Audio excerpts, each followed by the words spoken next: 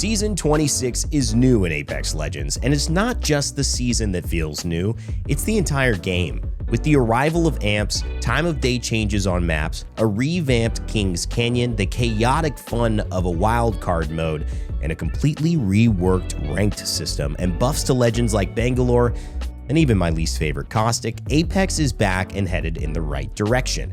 So, in this video, I'm breaking down what's changed, how it feels, and what you need to know before you drop in. Let's get into it. Number 1, the community reaction. The Apex community? Vibing. Streamers like Verholst, Imperial Hal, Asu, Shiv FPS all have shown real excitement, some even returning after some breaks. But why? Because fights are faster, the pacing feels better, the game is just more alive. As someone who's played during the early release window with other creators, I can tell you, those few hours flew by. Every mode felt fresh, whether it was wildcard, unranked, or ranked. It feels like Apex's energy has finally been reignited. Even old players who have been on the fence are saying, yeah, this might be the season I come back. Are you one of those players? If so, is this the patch that actually brings you back? All right, number 2. Map updates. Let's talk maps, specifically Kings Canyon and E-District. E-District in the daytime, huge difference. Visibility's better, fights feel fairer, and the oppressive darkness is gone. Suddenly it feels a lot more like Olympus or Broken Moon, which gives a refreshing contrast to the usual nighttime intensity. I find myself really enjoying this time where I got to play on that map, and for a while I felt a little daunted at taking on E-District, so this made a big difference for me, and I feel like you guys will immediately recognize the difference as well. And Kings Canyon? No longer stuck in time. Neon textures, sleek structures, and updated visual styles now match the aesthetic of newer maps. It doesn't feel like the old map anymore, it feels modern. These updates bring cohesion across the map pool, and that makes rotation feel smooth, not jarring. Bottom line, every map now feels like it belongs in Season 26. And that brings us to number 3, Legends. That's right, let's talk Legends. And yes, we have to talk about Caustic. Believe it or not, he's kind of fun now. I mean, I hate saying this, guys.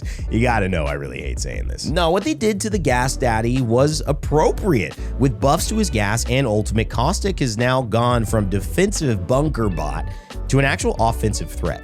Drop that ult, make a push, it works. Meanwhile, Bangalore's firmly back in the meta. Her smokes and mobility are the perfect counter to Caustic's gas, and together they're creating dynamic fights. And Bangalore, she's kind of been positioned as the savior of this meta. The one who, with her smoke, can deal with the deployables, the bunker-style play that may show up from controllers and keep them at bay. It doesn't mean you can't be successful, but it does mean you're gonna have to watch out and get used to your expensive and costly setups of your walls or your Gibraltar dome shields or your Newcastle castle walls or even some of the gas canisters that you've placed down or your electric fences as Watson being destroyed instantly just with a canister of smoke. That's a powerful smoke.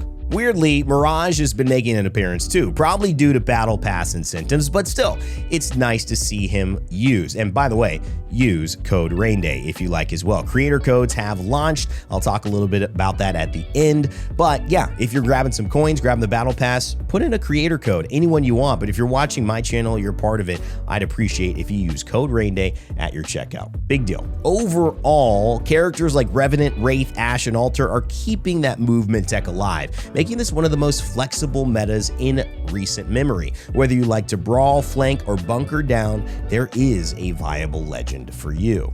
Number 4, weapons. Yeah, weapon balance in this patch, surprisingly good, guys. Every gun feels viable. Sure, the Havoc still melts you if you can hit your shots, which is technically supposed to be a little bit harder, but the Alternator still finds a way to be deadly in the right hands, and that gun hasn't done that in a while. Even the R301, while not quite back to peak form to say the least, still can have a place in your loadout. Why does it all work? Well, there's less armor in this game, despite the fact that there's been a few tools introduced I'll talk about later on in new systems in Apex Legends that allow you to get more armor. In general, there is less to go around the board. Fights in faster, and that means even lower damage weapons can finish the job. And in Wildcard mode, where you can experiment freely, this balance really shines. With no looting for hop-ups and the ability to evolve your weapons as you play, you get instant feedback on how your kit performs and whether you want to swap weapons quickly. Just remember, you don't carry over any of the damage and the increased evo that you've built on your weapons when you decide to swap. Bottom line, there is no clear loser. Every weapon's a threat, and that's a rare win in Apex. Last but not least, Ballistic's new RE45 that is on the ground is one of the funnest versions of the RE45. I'd say without disruptor rounds, clearly is the best version this weapon has ever been, and is a serious threat and fun addition to the energy ammo category. So check that out when you hop into game. Number 5, Wildcard mode. Yes, this mode is the wildest and most fun I've had in Apex in a while. Respawns are fast. There's no looting. You finish a kill, grab the ammo and shields, and move on. You walk over them, and they just show up in your inventory. It encourages aggression. It rewards clutch moments. And best of all, you can test out any weapon or legend freely. That's right, no legend lock. That means wacky comps like triple Mirage or 3 Bangalores. Yes, it's chaos, but it's fun chaos. This mode truly surprised me the most in my play session with early access, and no matter who I was playing with, I had a chance to impact the game, whether it was staying alive a little longer so my teammates could survive and get respawned back into the game, or if it was clutching up a final kill to finally finish all 3 members of a squad before they can come back into the action. There were moments that felt memorable, and it just seemed like up until the very final fight, we had a chance to win, and the gameplay didn't stop. Check it out because it is some of the most fun Apex has brought to the game in a while.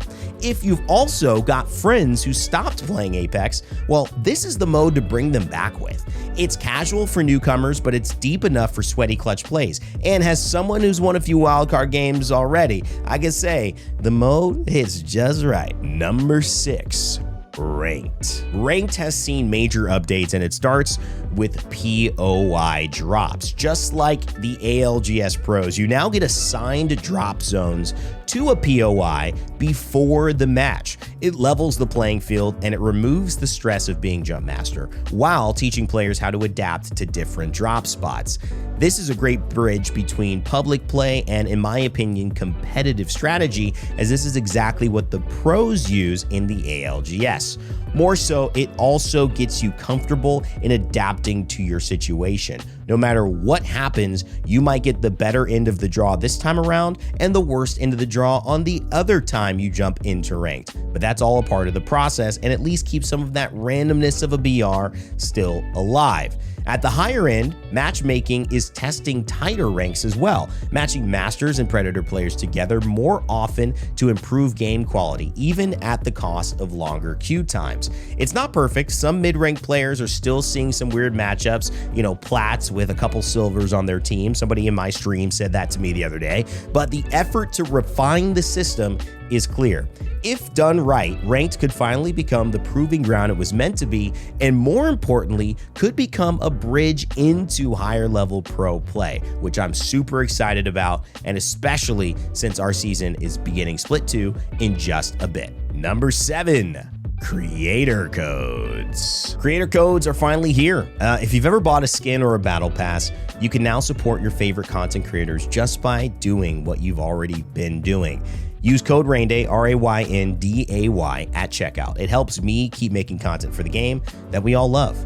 Apex has been my home for 6 years, and if you've been here too, thank you. It means the world. And I hope this video has helped to give you some insight on jumping back into Season 26. If you enjoyed it, leave a like and share it with some friends. If you're going into the store for the Battle Pass, use code RAINDAY, and remember to subscribe for more content like this, as I'll be dropping some knowledge as I find it throughout the season on weapons, character guides, and of course, tier lists coming up very, very soon. As always, remember to never give up, never stop gaming, and I will see you all next time.